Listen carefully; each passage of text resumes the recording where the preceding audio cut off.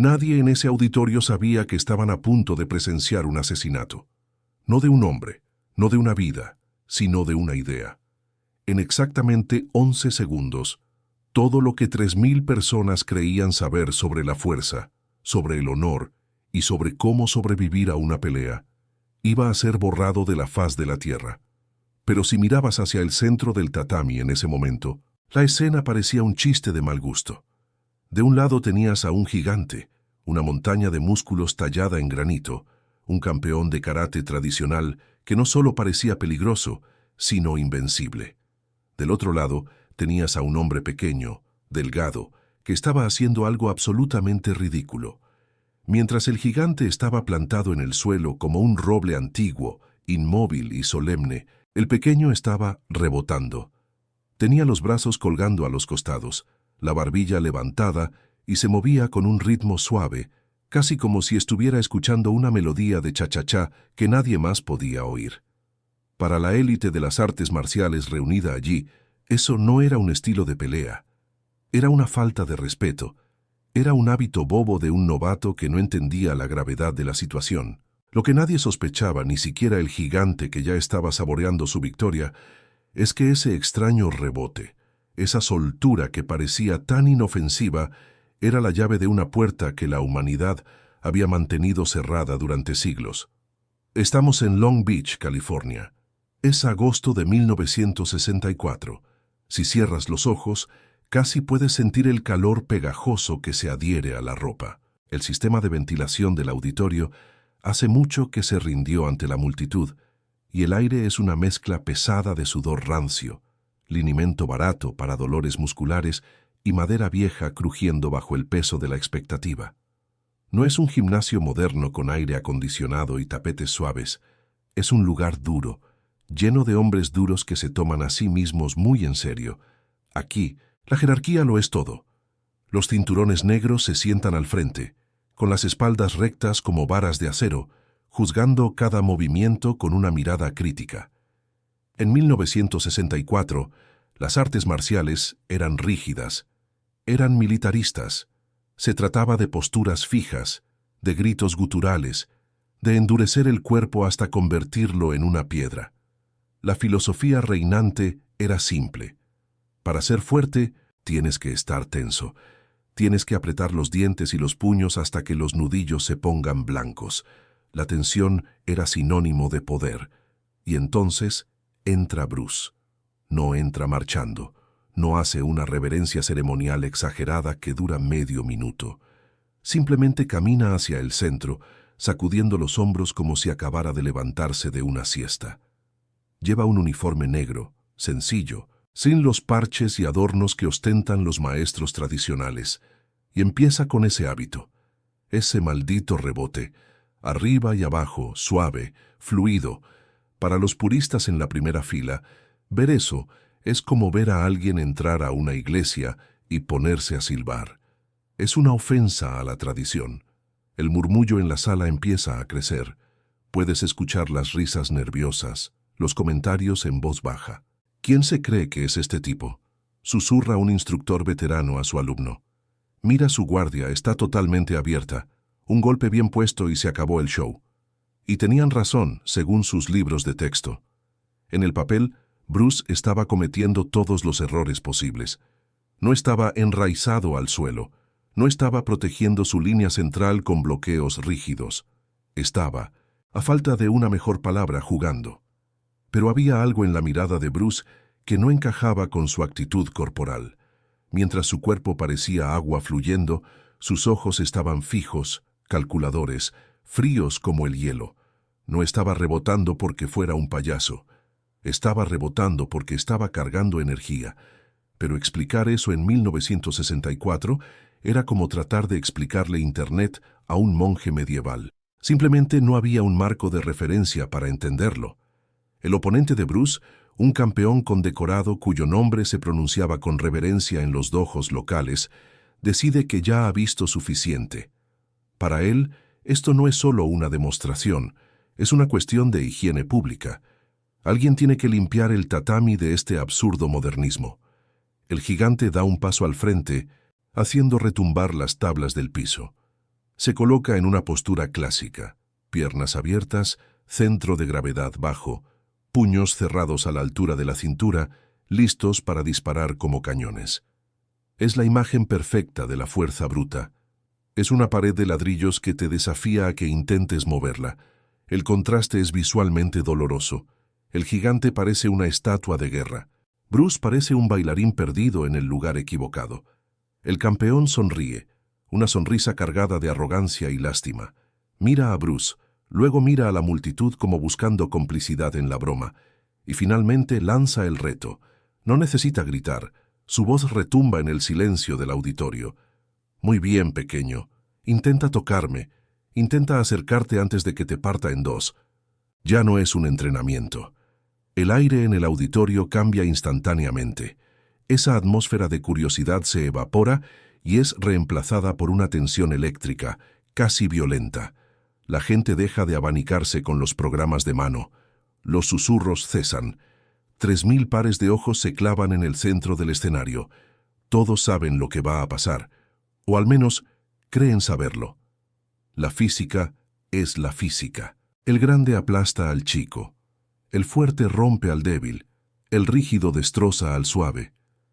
Pero aquí hay un detalle que la multitud, en su ignorancia, está pasando por alto. Observen al gigante. Miren sus hombros. Están levantados, tensos hacia las orejas. Miren sus piernas rígidas como columnas. Está usando tanta energía solo para parecer fuerte, que ya está gastando la mitad de su tanque de gasolina antes de lanzar el primer golpe. Su rigidez lo hace sentir poderoso, sí, pero también lo hace lento, lo hace predecible. Es un tren de carga, imparable una vez que arranca, pero le toma una eternidad ponerse en movimiento. Ahora miren a Bruce. Ese hábito bobo de estar suelto, de no tener forma fija, tiene un propósito siniestro. Al no estar tenso, sus músculos están listos para explotar en cualquier dirección, en cualquier milésima de segundo, sin necesidad de preparar el golpe. No hay aviso, no hay telegrafía. Mientras el gigante es un tren, Bruce es electricidad pura. El gigante respira hondo, inflando el pecho, preparándose para el impacto. Está esperando que Bruce intente algo convencional, una patada lateral, un puñetazo directo, algo que él pueda bloquear con sus antebrazos de acero y luego contraatacar con una fuerza devastadora. Se convence a sí mismo de que tiene el control total. Después de todo, él sigue las reglas. Él es el guardián de la tradición. Bruce deja de rebotar por una fracción de segundo. Se queda completamente quieto, pero no rígido. Es la quietud de una cobra antes de lanzar la mordida. Baja las manos aún más, casi invitando al gigante a atacar su rostro desprotegido. Es una provocación suicida. La multitud contiene el aliento. Algún grito ahogado se escucha en el fondo. El gigante muerde el anzuelo. Sus ojos se inyectan de furia. Ya no le importa la técnica. Solo quiere borrar esa expresión de calma del rostro de Bruce. Tensa cada fibra de su ser. Carga todo su peso hacia atrás y se lanza hacia adelante, con un rugido que haría temblar a cualquiera. Es un ataque diseñado para terminar la pelea en un solo movimiento. Va con todo. No hay plan B, y en ese instante el tiempo parece detenerse. Esos 11 segundos que mencioné al principio comienzan a contar ahora. El puño del gigante viaja por el aire, lento, pesado, cargado de ego y mala intención. Para él es un golpe mortal. Para Bruce es como ver una película en cámara lenta. Lo que sucede a continuación es tan rápido que la mitad de la audiencia ni siquiera lo vio en tiempo real. Tuvieron que reconstruirlo mentalmente después, basándose en el sonido. Porque no fue un sonido de golpe, fue un chasquido, seco, aterrador, como un látigo rompiendo la barrera del sonido dentro de una habitación cerrada. Bruce no bloqueó, no retrocedió. Hizo lo impensable, se metió directamente en la trayectoria del monstruo que venía a destruirlo, pero no chocó contra él, fluyó a través de él. Antes de que el cerebro del gigante pudiera procesar que su ataque había fallado, el puño de Bruce ya estaba ahí, pero no impactó, Y ese es el detalle que cambió la historia de las artes marciales para siempre. El puño se detuvo con una precisión casi inhumana, frenando de 100 a 0 en una fracción de segundo, quedando suspendido a menos de 1 centímetro de la nariz del campeón. El viento generado por la velocidad del golpe movió el flequillo del gigante hacia atrás. Sus ojos se cerraron por puro instinto de supervivencia. Se tensó esperando el dolor, el sonido de huesos crujiendo, la oscuridad de un knockout. Pero solo hubo nada. Silencio absoluto en el auditorio. Esos 3000 hombres dejaron de respirar al unísono. Si hubieras dejado caer un alfiler en ese momento, habría sonado como una granada. Bruce no lo golpeó. Mantuvo el puño ahí, quieto, vibrando con una energía contenida que daba más miedo que el impacto mismo. Era como tener el cañón de una pistola cargada apoyada en la frente. En ese milímetro de distancia, en ese espacio vacío entre los nudillos de Bruce y la cara del gigante, se dijo todo lo que había que decir. Bruce le estaba comunicando sin palabras. Tu vida ahora me pertenece, pero elijo devolvértela. El gigante abrió los ojos lentamente, incrédulo. Estaba temblando, no de dolor, sino de shock. Sus piernas, esas columnas de granito que parecían inamovibles hace 10 segundos, ahora flaqueaban. La tensión que creía que era su armadura se había convertido en su propia jaula. Estaba atrapado en su propia rigidez, incapaz de reaccionar, completamente expuesto ante un hombre que se movía con la libertad del viento. Bruce bajó la mano lentamente. No hubo celebración, no hubo gritos de victoria.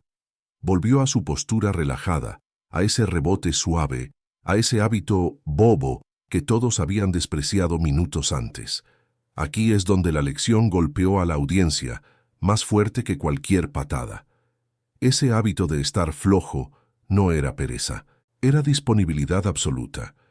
Bruce entendía algo que la ciencia del deporte tardaría décadas en confirmar con datos. Un músculo tenso es un músculo lento, un músculo relajado es un látigo. Mientras el gigante gastaba toda su energía tratando de ser una roca, Bruce se convirtió en agua. Y el agua siempre, invariablemente, encuentra una grieta para entrar en la roca y romperla desde adentro. El gigante, con el rostro pálido y el ego hecho trizas, bajó la guardia. Por primera vez en su vida no sabía qué hacer. Había entrenado para pelear contra hombres, no contra fantasmas que golpean y desaparecen. Bruce, en lugar de humillarlo frente a sus compañeros, en lugar de aprovechar que el oponente estaba mentalmente destruido, hizo una reverencia profunda, sincera y respetuosa. En ese gesto final, Bruce ganó mucho más que una pelea. Ganó la inmortalidad, porque demostró que la verdadera letalidad no necesita ser demostrada con sangre. Semanas después de ese día en Long Beach, cuentan los rumores de vestuario que ese mismo campeón tradicional, el hombre que se burlaba de la guardia baja, fue visto comprando libros de anatomía y preguntando discretamente dónde entrenaba ese pequeño chino. El paradigma se había roto. La era de la rigidez había muerto. La era de la fluidez había nacido. Ahora quiero que saques esto del tatami y lo lleves a tu vida real, porque tú y yo no estamos en California en el 64, pero peleamos batallas todos los días. Y la pregunta incómoda es, ¿cuántas veces has confundido estar tenso con ser fuerte? Miras a tu alrededor, en tu trabajo, en tu casa, en tus relaciones. Estás rígido. Te aferras a cómo se hacían las cosas antes solo porque te da seguridad, aunque el mundo esté cambiando frente a tus ojos. Ese estrés que cargas en los hombros, esa necesidad de controlar cada pequeño detalle, de gritar más fuerte para que te escuchen, de imponer tu autoridad por la fuerza. Eso no es poder, eso es miedo disfrazado de carácter. El gigante perdió porque creyó que su estatus y su dureza lo protegían. Tú pierdes cada vez que subestimas a alguien solo porque no sigue tus reglas o porque parece más suave o callado que tú. Bruce Lee nos enseñó esa tarde que el verdadero maestro no es el que nunca cae, sino el que nunca se pone rígido. La fuerza real es la capacidad de adaptación. La próxima vez que la vida te lance un golpe que no viste venir, o cuando alguien te desafíe y sientas que la ira te pone los músculos duros como piedras, recuerda esos 11 segundos en Long Beach. No te conviertas en una pared. Las paredes se agrietan y se derrumban. Conviértete en agua. Y sobre todo, pregúntate esto antes de dormir hoy. Cuando tienes la capacidad absoluta, el poder total para destruir a alguien con tus palabras, con tu dinero o con tu posición, ¿eliges alimentar tu ego y aplastar? ¿O tienes la valentía y la clase suficiente para detener el golpe, extender la mano y enseñar?